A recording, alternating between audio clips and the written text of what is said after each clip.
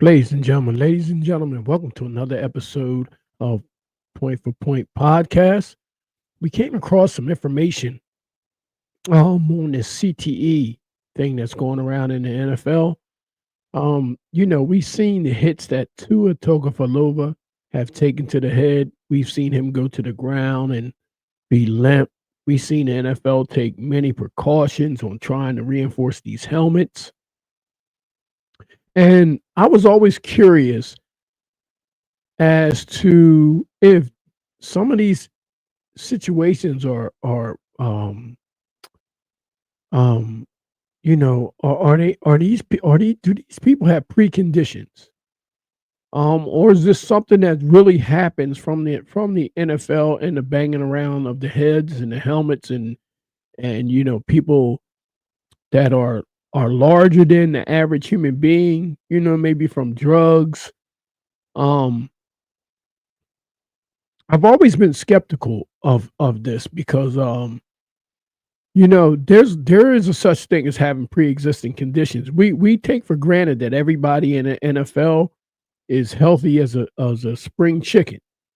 And I think we take that for granted. I think we take that for granted. We never talk about, do some of these athletes have underlying conditions in the NFL prior to them becoming professional athletes. Now we see it a lot. We see it a lot with like some after they get done playing. We see some that happen. Like there's guys that have died of heart attacks. There's people that have had beat cancer. James Conner beat cancer.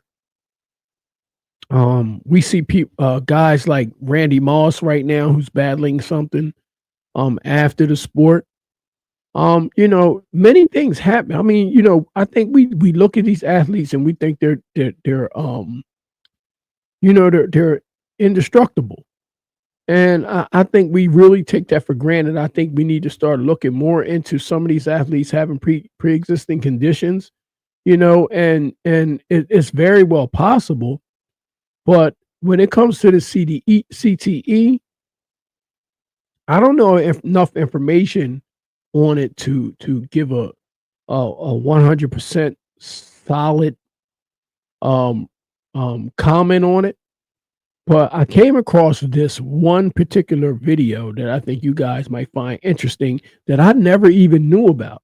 I never knew about this case, and until just here recently, like as of like maybe a few minutes ago, that I didn't even know that this had taken place. And I don't know if I quite remember him either, just because of the team that he played on. I don't really follow him that closely.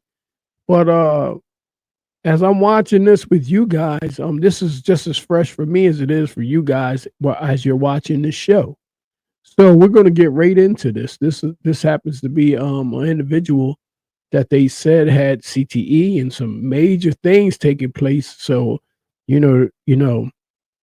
I I I hope you guys can handle some like I don't want to say negativity, but there were people that were unalived in this video here. And rest in peace to the people that that were victims of this incident. Let's get right into this and let's see what's going on here. We got 45 caliber shell cases here at the scene. One of the victims is advising that there is a woman and kids inside the house. We've got forced entry into the residence, possibly victims inside. A suburban southern town engulfed by a grisly crime. County be advised, we've got four down inside the house. A prominent doctor known as a pillar in his community, shot dead. Robert was a physician, but with his medical practice of as many years as he's had it, he looked at it as a ministry. He looked at it as a way he could reach out and help people. His wife shot and killed too, and their two grandchildren and a contractor who happened to be working on the home, plus one other injured. And the former NFL football player who police say shot them all, and then himself, leaving many wondering why. We have no indication right now that there was a doctor-patient relationship between Dr. Lesslie and Phillip Adams. If you think about who he killed, the doctor, his wife, and two relatively young grandchildren, I mean, this is a guy who just doesn't care who he kills. As the country grapples with its one. Wow. Wow. So it wasn't just family. It was some other people inside of that house. They said some workers were in there also. Wow. 133rd mass shooting just this year, with another occurring just today in Bryan, Texas, a reported workplace shooting that left 1 dead and 4 critically injured. It's a sobering reality, and the president has vowed to take action. This is an epidemic, for God's sake, and it has to stop.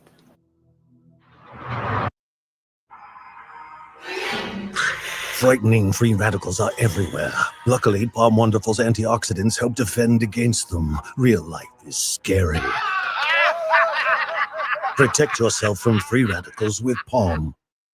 Rock Hill, South Carolina.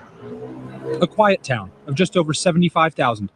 Dr. Robert Lesslie is a well-known and well-respected physician here, running 2 emergency medical clinics. They took you as you are. They loved you as you came to them. They loved everyone that they met. It's a sunny Wednesday afternoon. Dr. Lesslie, his wife Barbara, and 2 of their grandchildren, Ada and Noah, are all home. I don't know if I caught it, guys, but did you guys hear what kind of doctor he was? Why was the doctor present inside of the house at the time? I wonder if he was treating them, before his demise.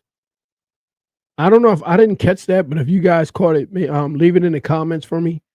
I didn't hear why that doctor was actually at this NFL player's house, not unless it was something for rehabilitation. I didn't catch what kind of doctor he was.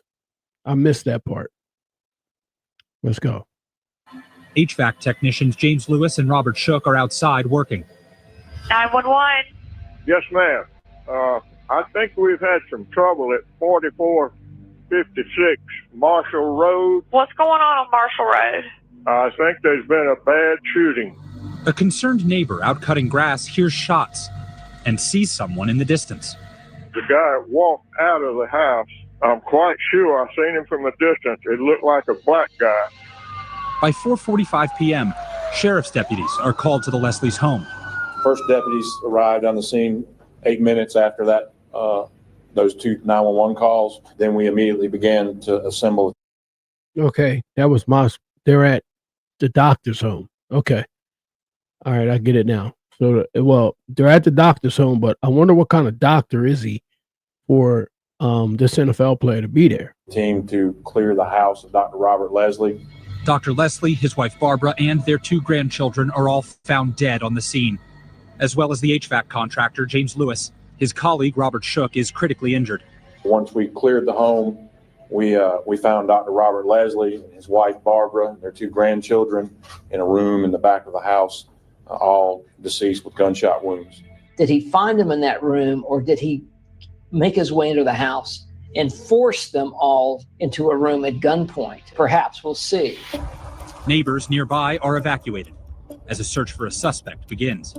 Once the investigation began, we were able to develop Phillip Adams as a suspect. 32-year-old former NFL player Phillip Adams, whose parents live just minutes away from the Leslies, becomes the center of the investigation. Adams holes up in his family home, and a tense, hours-long standoff between Adams and law enforcement ensues, where investigators try to negotiate his surrender.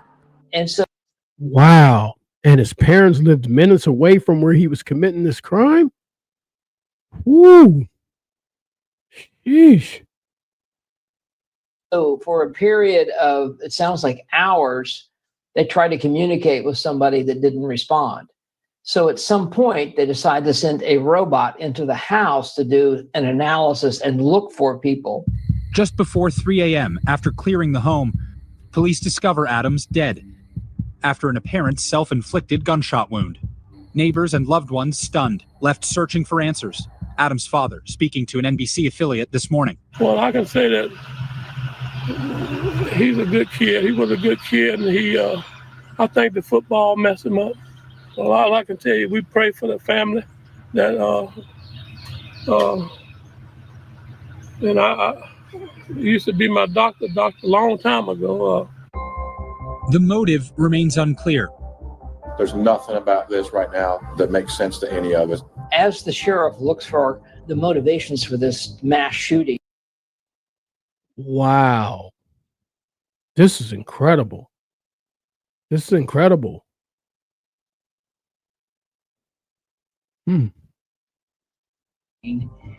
Was Adams a patient of the doctor? Did he have concussions from playing football that could have certainly an adverse potential effect on his behavior? Okay, so that helps us. So he was a patient. He was a patient of the doctor. Now, it'll be interesting to get to the bottom of this to find out what he was suffering from and how many times he visited this doctor, and was there anything else going on, even though there is no excuse for the act. I'm pretty sure the investigators want to get to the bottom of this and find out exactly what's going on here with this guy and why was he there. And at what point did he decide that he was going to go and unalive people? All of these things they're going to have to look at. For the most part, a lot of people do know everyone, so it is a smaller town. Jarrell Miller also calls Rock Hill home. He played football with Adams at South Carolina State. But he was a person that everybody on the team looked up to. Some call this place Football Town, USA. It's known for churning out elite athletic talent. Every kid here almost dreams of growing up playing in the NFL, things like that, playing high school football, playing for a college football team. So it's a really big football team. Adams played defensive back, eventually making it to the pinnacle of his sport, the NFL. The interesting thing about a defensive back is they're not the guys who are usually making all the tackles on the field, but they can definitely sustain hard hits. Here's why. Well, one of the main duties is to guard the receivers. And when that receiver catches that ball, they got to try to bring them down. That can create an impact. Adams played in the league for 5 years, starting his career with the 49ers in 2010. While playing, Adams sustained multiple injuries. Great leaping interception by Phillip Adams, including 2 concussions over 3 games in 2012. Experts have not linked Adams' concussions to the shooting.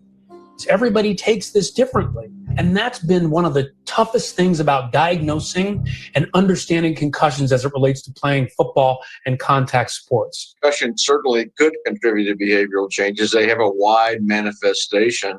Most concussions in sports resolve, and they resolve within a week or 10 days, and there's not long-term complications. But certainly with concussions or even repetitive head impacts that you get in contact sports, cognitive, 2 concussions in 3 games is a lot. I can tell you that right now. 2 concussions in 3 games. How was he even, in today's football, he wouldn't even been allowed to play. He would have probably missed a game or maybe 2. So how did he have 2 within 3 games? Which would mean he only sat out 1. Interesting. emotional, and later on other problems can occur in a minority of people. New regulations in recent years have tried to quell the tide of head injuries in the sport, from crackdowns on big hits to upgrades in helmets. It's so hard to ascribe human behavior to something in a certain area of the brain. It's so complicated. This was a tragic, very sad story for the victims and their families, and for Mr. Adams and his families. I think you'd find a lot of players out there, former players, who would say football messed them up. Did it mess him up to the extent that he committed a crime or it had a cause in him committing a crime? That's impossible to know. Did it impair his judgment in a way that made him more susceptible to commit a crime? Again, that's impossible to know at this point. But I think you'll find a lot of players out there who would say, as a result of playing the game of football, my life has never been the same. These Rock Hill murders come on the heels of an already bloody year of gun violence, including the... That's interesting, but I can tell you right now that the NFL has done all that they possibly can do other than take the drugs out of the game. I mean, you got guys moving around out there like cars. And when when they make contact, it's a serious collision going on. It's a contact sport, and it's not for the faint of heart. I'm going to be honest with you, but I could tell you this: if you ask any one of those players out there on the field, I don't think it's any one of them that would change anything. I think the only one changing the rules are the competition committee. Every week we look, and the stands are filled, and people are still coming to the game because they know it's a gladiator sport, and this is what they want to see. You know, they come to cheer on their team, but you know, behind the scenes there is an ugly part of the game with injuries, and you know, and apparently with these head injuries, which can go on after you leave the sport. That nobody even knows that you could be taking something with you. But I mean, it doesn't take a rocket scientist to know that, you know, if you're banging around heads for 17 games a year, and these guys are larger than life, like it's impossible to come out of that game healthy. Most people that come out of the NFL, they always have some type of ailments. I don't care if it's their hands, their feet, missing toes, knees, back, neck, arm. I mean, there's a lot that goes on. There's a lot. There's people out there that was taking steroids, and you know, they didn't last long even after the sport. You know what I mean? Because steroids will tear your body down. It will deteriorate your body long after you're out of the sport. And I see a lot of guys today that I remember them when they were playing, and they don't look the same. They look like totally different people. They look like they went back to being a regular Joe. I'm serious. I've seen a few guys that come to my mind that when I seen them, they used to be monsters on the field. And now they look like regular guys. And it's almost unbelievable. It's like, man, that's a huge transformation. You know, it couldn't have been natural. Impossible. The back-to-back mass shootings at 3 Atlanta spas and a Colorado grocery store last month. Enough prayers. Time for some action. President Biden announcing today limited executive actions on gun control and calling on Congress to act. I believe the Senate should immediately pass 3 House-passed bills to close loopholes that allow gun purchasers to bypass the background checks. Would any of this, for example, had an effect on the shooter in South Carolina? It's really hard to say. If he didn't have any felony convictions in his background, he was eligible to buy a firearm. There is no easy fix through regulation to make these numbers go down. Now a town left in grief, grappling with this incomprehensible loss. You can't go on Facebook now, or you can't be in town now, or you can't do anything in town now without realizing what an impact that each of them have had on so many people. And that's something that will survive them. Dr. Lesslie was a published author who chronicled 25 years of experience as an ER doctor in his book, Angels in the ER. A life spent healing others, reflected in his own words, "I know without a doubt that life is fragile." Wow. You know what I mean? I mean, this is just crazy. I mean, especially in a small town where everybody knows everybody. That's a tough one, man. That is really tough. And I mean, you're talking about everybody, almost everybody in the house that was present. Were either, you know, unalived or affected by it in some way. And the way they made it sound like is that only one person actually made it out. They didn't say how he was doing, or if he, you know, or if he even made it. But there was one person that came out of there alive, which was, I believe it was one of the HVAC technicians. So, man, you never know what people are going through, to be honest with you, man. You never know. You got to be careful out there, you know, but they still never mentioned why he was a patient of this doctor. Why was he there? Hi, everyone. George Stephanopoulos here. Thanks for checking out the ABC. Why was he there? That's the question. I'm going to have to do a little more research on this one, guys, because I never heard about this case before. I never heard about this at all. At all. So I'm pretty sure by now there has to be some more details and some more information on exactly what was going on. Because that's a lot. He could have done a lot of things before he decided to go to those people's house and do that. You know what I mean? Like, why them? Why them? And then he came back and went to, I believe, his parents' home, and I believe that's where he took his life. So what was that about? I don't know if we can blame that on CTE. Maybe, when I do the research, we'll find out. But I don't know if we can blame that on CTE. It sounds like premeditated murder. But if he was going through something there and something was going on, I would like to really know what was happening there. Like, what was happening? Was he even diagnosed with CTE?